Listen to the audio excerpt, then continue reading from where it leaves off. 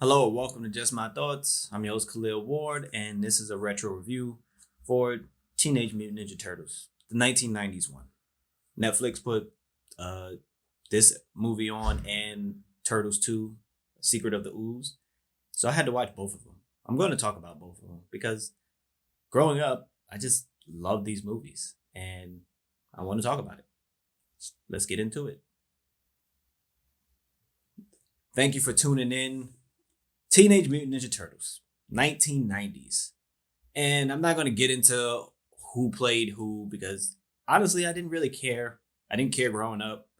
Um, and the movie is just so gritty. It has that 1990s feel with the music, with the jokes.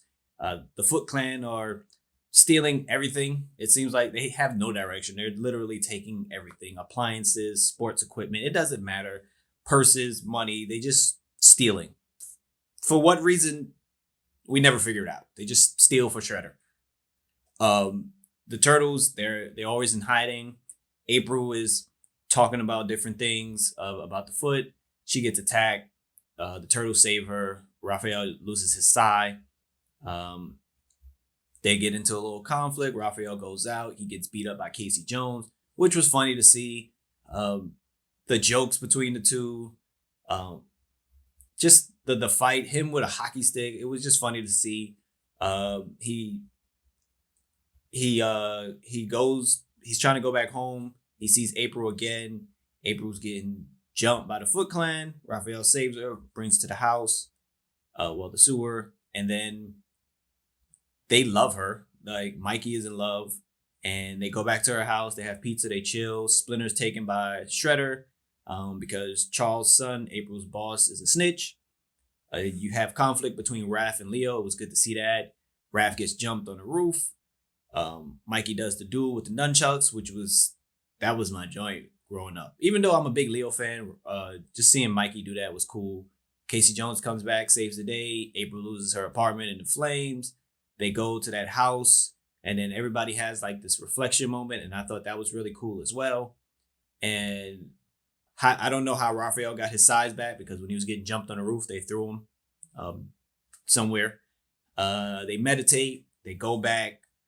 They find Danny in their house. Danny dips out again, gets caught by Shredder. Um, then you have the big final fight. Turtles beat up the Foot Clan. They go to the roof, fight Shredder. Shredder beats them down. Eventually, he attacks Splinter.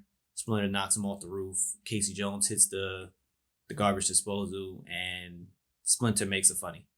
That's the movie essentially. And I know some of you have watched this. I don't know if you watched it recently, but watching it again, it just brought back good memories. I used to always watch this with my cousin, and it it doesn't look great, honestly.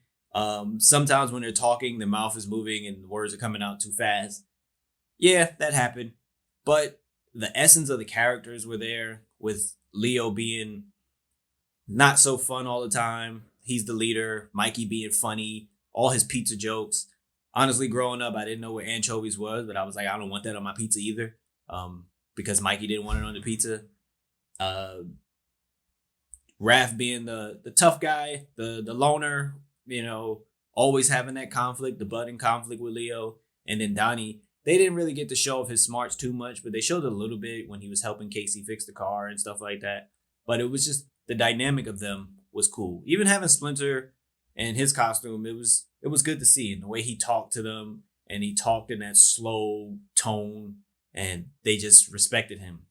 April and Casey Jones, their dynamic was fun. April finding out finding the turtles, and she didn't immediately freak out and just was just open armed and let them come into the house was cool. Again, the Foot Clan didn't really have a direction. It didn't. There was no. It was just like we're stealing stuff to steal it, and we're just gonna keep it in a warehouse, and that's it. So rewatching it, it was like this bad guy sucks. Like he's not doing anything. You had Shredder, who he looked cool with the helmet and everything like that.